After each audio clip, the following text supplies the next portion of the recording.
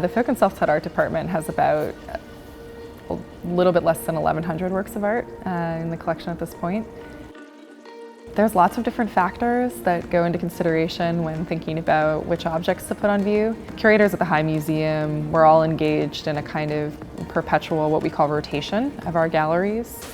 And the first concern of those rotations is, are there objects that we need to take off view because they are vulnerable to light exposure? Watercolors, photography, textiles, these are the kinds of art objects that we have to be really careful with in terms of how often we expose them to light and for how long. So recent acquisitions are always kind of candidates for getting new exposure in the galleries. We're all very excited when a wonderful gift comes into the collection, or when we make a purchase for the collection, to let the public know about this wonderful new addition. On the more conceptual side, I know that I personally respond a lot to things that are happening in the world. For instance, last year, a lot of international attention came to thinking about women's rights in this country and beyond.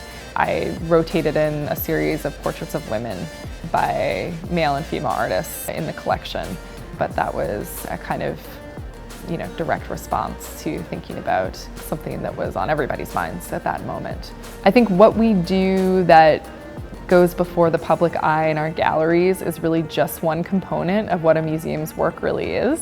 There's many answers to why a museum owns many more works of art than it can possibly show. There's a whole other component that we're constantly engaged in, which is stewardship of these objects beyond the gallery walls. And that means things like conservation and research. So trying to understand the objects better to make sure we're caring for them so that generations to come can enjoy them. Over time, our standards of what's culturally important change in a society. And so curators have to be really generous with what they choose, because what might not seem so vital in one moment in time could prove in years to come to be a really important object.